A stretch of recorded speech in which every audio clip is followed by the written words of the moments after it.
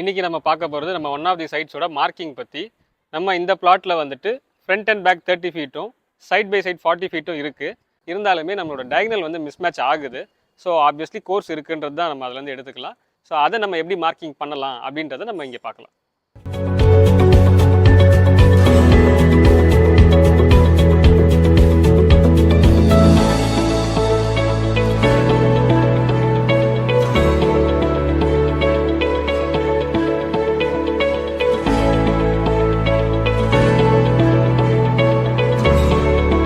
நம்ம டயகனலில் பார்க்குற மாதிரி ஃபஸ்ட்டு டயகனலுக்கும் செகண்ட் டயகனலுக்கும் ஆல்மோஸ்ட் ஒரு 2லேருந்து 3 அடி வந்து நமக்கு வந்து கோர்ஸ் வந்து டிஃப்ரென்ஸ் காட்டுது. ஸோ அந்த டிஃப்ரென்ஸ் இருக்குன்னா நம்மளோட பிளாட் என்ன தான் 30/40 வந்து top bottom left and right கரெக்டாக இருந்தாலுமே பிளாட் வந்து ஸ்கொயராக இல்லை அப்படின்றத நம்ம இதுலேருந்து தெரிஞ்சுக்கலாம்.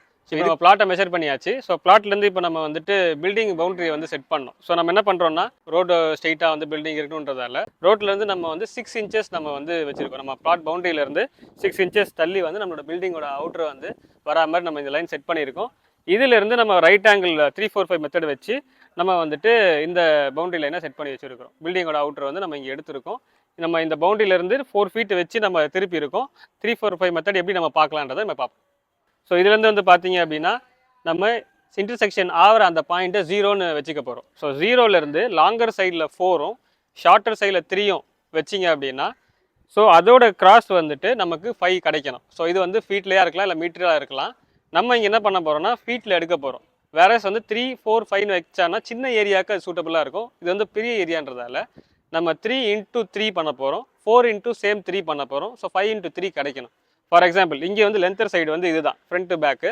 ஸோ இங்கே வந்துட்டு 4x3 ஸோ 12 ஃபீட் நம்ம வைக்க போகிறோம். அதேமாதிரி ஷார்ட்டர் ஸ்பேனில் நம்ம வந்து 3x3 ஸோ 9 ஃபீட் வைக்கிறோம்னு சொல்லியிருந்தோம். ஸோ 0 பாயிண்ட்லேருந்து நம்ம வந்துட்டு 9 ஃபீட் வச்சு நம்ம அங்கேயும் மார்க்கிங் பண்ண போகிறோம். இப்போ நம்ம 2 கார்னர்ஸையும் வந்துட்டு மார்க் பண்ணியாச்சு. ஸோ இதுக்கான கிராஸ் வந்து பிடிக்கிறோம் அப்படின்னா நமக்கு 15 ஃபீட் வரணும், which is 5x3. So 15 feet நமக்கு வந்துருச்சு அப்படின்னா நம்மளோட பவுண்டரியை வந்து நம்ம வந்து 90 டிகிரி திருப்பி செட் பண்ணிட்டோம், நம்ம பில்டிங் 90 டிகிரியில் கொண்டு வந்துட்டோன்றது நம்ம ரெஃபரன்ஸாக வச்சுக்கலாம். இப்போ நம்ம பிளாட்டில் நம்ம வந்து நம்ம பில்டிங்க்கு 90 டிகிரி கொண்டு வந்தாச்சு. ஸோ இதில் நீங்கள் நடுவில் கிராஸ் செக் பண்ணும்போது உங்களுக்கு 15 ஃபீட்டோட அதிகமாக இருக்குது அப்படின்னா நீங்கள் லாங்கர் செக்ஷனில் இருக்கிற லைனை டுவர்ட்ஸ் தி பில்டிங் கொண்டு வரணும். ஸோ கொண்டு வந்து 15 வந்து செட் பண்ணுற மாதிரி இருக்கும். இதுவே வந்துட்டு உங்களுக்கு 15 விட அதிகமாக இருக்குது அப்படின்னா லாங்கர் செக்ஷனை வந்து நீங்கள் டுவர்ட்ஸ் தி பில்டிங் கம்மி பண்ணுற மாதிரி இருக்கும். ஸோ அந்த 15 வேல்யூ கொண்டு வந்துட்டு சேம் 12 and 9 வேல்யூஸை மறுபடியும் ஒரு ரீசெக் பண்ணிவிட்டு கிராஸ் நீங்கள் 15 கொண்டு வந்துட்டிங்கன்னா உங்கள் பில்டிங் 90 டிகிரி வந்துடும். நம்ம ரைட் ஆங்கிள் திரும்பினதுக்கு அப்புறமா நம்மளோட பில்டிங்கோட அவுட்ரு வந்து செட் பண்ணிடணும். ஸோ நம்ம இங்கே பில்டிங் அவுட்ரு பார்த்தீங்கன்னா ஃப்ரண்ட் வந்து 26.3. ஸோ இங்கே பார்த்தீங்கன்னா நம்ம ரெஃபரன்ஸ் பாயிண்ட்லேருந்து 26.3 வந்து நம்ம அங்கே பிடிச்சிருக்கிறாங்க. ஸோ விச் இஸ் அந்த எட்ஜில் அவுட்டரில் வருது. நம்ம பில்டிங்கோட ஃப்ரண்ட் டு பேக் வந்து பார்த்தீங்கன்னா 37-11. ஸோ அதை நம்ம ஃப்ரண்ட் டு பேக் வந்து பவுண்டரியாக செட் பண்ணிட்டோம்.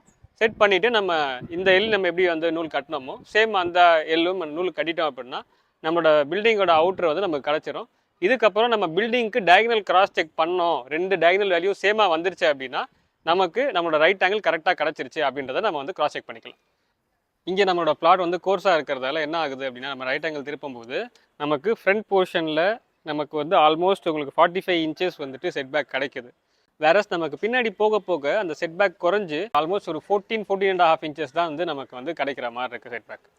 அதேமாதிரி நமக்கு ரைட் சைடில் லேப்ஸான இடம் லெஃப்ட் சைடு வந்து செட்பேக்கில் கிடைக்கும். ஸோ லெஃப்ட் சைடில் பின்னாடி பக்கம் பார்த்தீங்க அப்படின்னா ஆல்மோஸ்ட் நமக்கு 2.5 அடி வந்து நமக்கு செட்பேக்காக கிடைக்குது. ஃப்ரண்ட் சைடில் நமக்கு 0 தான் கிடைக்குது. ஸோ நமக்கு பவுண்டரி வந்து ஒட்டியே வந்துருச்சு. நம்ம வந்து இந்த எட்ஜ்லேயே வந்து நம்ம பில்டிங் ஸ்டார்ட் பண்ணுற மாதிரி வருது. ஒன்ஸ் நம்மளோட பிளாட் பவுண்டரி எல்லாமே வந்து செட் பண்ணிட்டோம், நம்ம பில்டிங் வந்து ரைட் ஆங்கிளும் வந்துருச்சு, நம்ம டயகனல் செக் பண்ணியாச்சு, பில்டிங்கோட அவுட்ரும் நம்ம மெஷர்மெண்ட் முடிச்சதுக்கு அப்புறமா நம்ம வந்து கிரிட் லைன் வந்து எடுத்துகிட்டு போகணும். ஸோ சென்டர் லைன் மார்க்கிங் நம்ம ஸ்டார்ட் பண்ண போகிறோம்.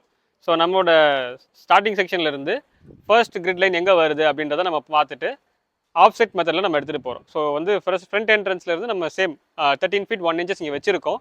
ஸோ அதுக்கு ஒரு ராட் வந்து பிளேஸ் பண்ணியாச்சு. இதே ப்ராசஸை நம்ம அடுத்தடுத்த கிரிட்ஸுக்கு ஃபாலோ பண்ணிவிட்டு எக்ஸ் ஆக்சிஸ் முடிஞ்ச உடனே ஒய் ஆக்சிஸ்லையும் சேம் வந்துட்டு இதே வந்து கிரிட் லைன் மெத்தடே எடுத்துகிட்டு போனோம் அப்படின்னா நமக்கு மொத்த இன்டர்செக்ஷனும் கிடச்சிரும், சென்டர் லைன் வந்து எல்லாத்துக்குமே கிடச்சிரும்.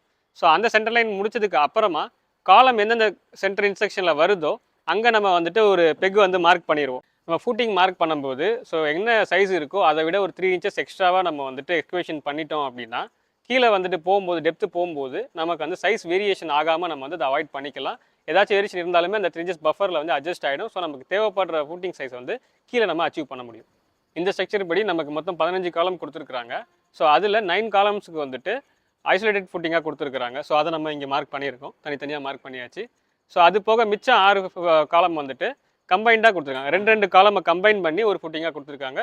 திஸ் கம்பைன் ஃபுட்டிங்னு சொல்லுவோம். ஸோ இதை நம்ம இங்கே மார்க் பண்ணியிருக்கோம். இதை ஃபர்தர் ப்ராசஸில் வந்து நம்ம எக்ஸ்கவேஷன் பண்ணிவிட்டு ரீபார் கொடுத்து கான்கிரீட் பண்ணுற மாதிரி இருக்கும்.